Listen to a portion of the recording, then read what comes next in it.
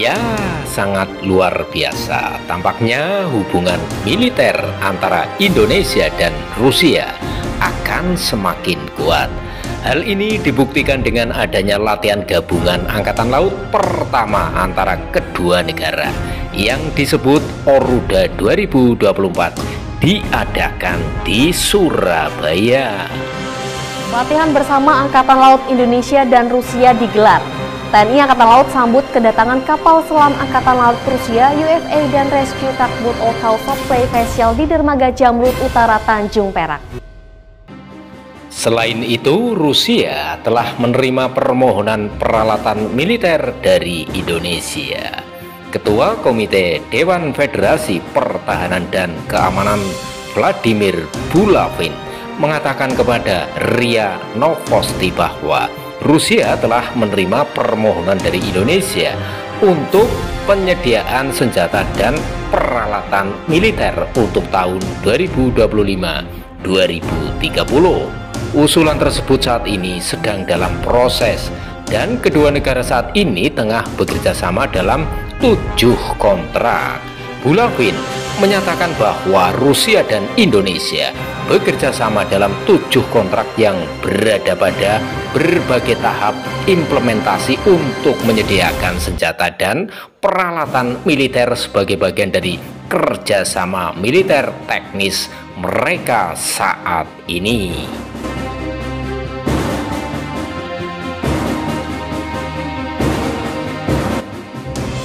Menurutnya secara paralel juga dilakukan pelatihan bagi TNI. Selain itu perlu disebutkan bahwa Rusia masih melatih personel dan spesialis untuk militer Indonesia.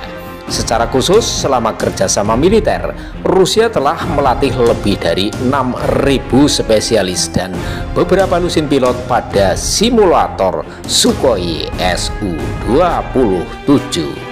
Ia juga membahas Oruda 2024, latihan gabungan Angkatan Laut Rusia Indonesia yang pertama kalinya yang diadakan di Surabaya.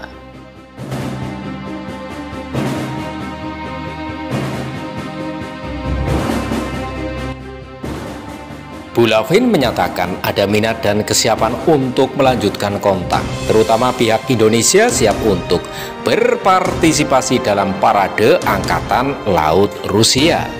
Menurut media Rusia, Indonesia telah secara resmi meminta Rusia untuk membeli lebih banyak persenjataannya yang menunjukkan niat untuk mendiversifikasi pemasok persenjataannya sambil mempertahankan status non-bloknya.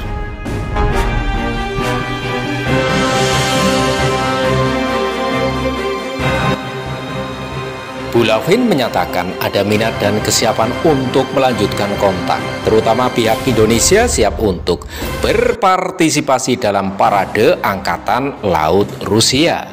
Menurut media Rusia, Indonesia telah secara resmi meminta Rusia untuk membeli lebih banyak persenjataannya yang menunjukkan niat untuk mendiversifikasi pemasok persenjataannya sambil mempertahankan status non-bloknya.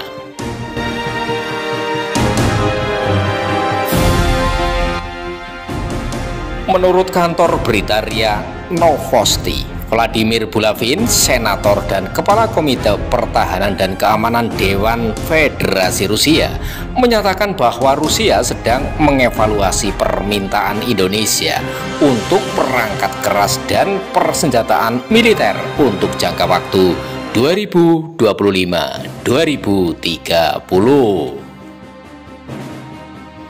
Jakarta kemungkinan besar akan fokus pada pembelian yang tidak terlalu sensitif secara politis, seperti kendaraan lapis baja dan sistem pertahanan jarak pendek, sambil menunda akuisisi penting seperti jet tempur Su-57 atau sistem rudal canggih untuk meminimalkan dampak geopolitik. Uni Soviet mulai memasok perangkat keras dan senjata militer ke Indonesia pada akhir tahun 1950-an, tetapi selama Perang Dingin hubungan antara kedua negara memburuk.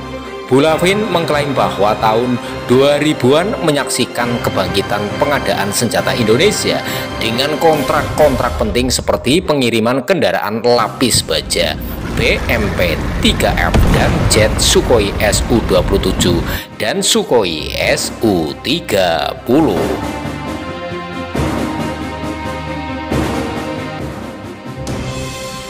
Pada tahun 1958, 100 kendaraan militer lintas negara GAZ-69 merupakan senjata pertama yang dikirim dari Moskow ke Jakarta.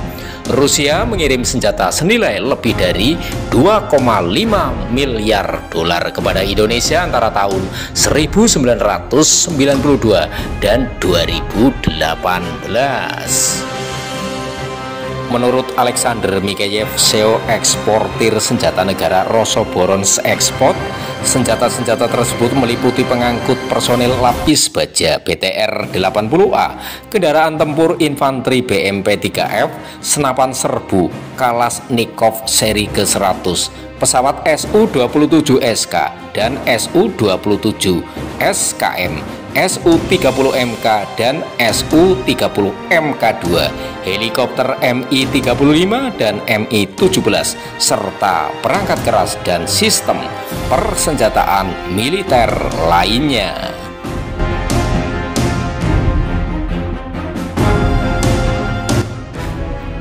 Belum jelas apakah akan kemajuan dalam rencana Indonesia untuk mengganti pesawat tempur F-5 Tiger Amerika yang sudah kuno yang telah beroperasi di angkatan udaranya sejak tahun 1980 dengan 10 pesawat tempur multiperan Sukhoi Su-35. Pilihan Indonesia untuk membeli perangkat keras militer dari Rusia merupakan langkah yang diperhitungkan untuk mendiversifikasi pembelian pertahanannya sambil menegakkan kebijakan luar negeri yang tidak berpihak atau non-blok. Bila mengutip pertimbangan strategis dan pragmatis dalam mendukung akuisisi tersebut, dengan menunjukkan bahwa perangkat keras militer Rusia terkenal karena keandalannya dan harganya jika dibandingkan dengan pengganti dari Barat, Rusia menyediakan opsi terjangkau yang memungkinkan Indonesia mengoptimalkan anggaran pertahanannya. Akuisisi ini juga lebih memungkinkan karena pengaturan pembayarannya yang fleksibel yang mencakup perjanjian barter komoditas yang melibatkan karet dan minyak kelapa sawit.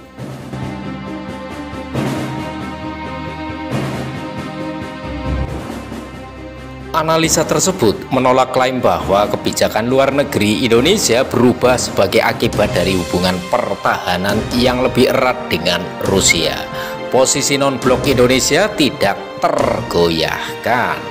Aliansi dengan Rusia atau negara lain manapun hanya dimotivasi oleh pertimbangan geopolitik dan tidak mencerminkan afiliasi blok manapun.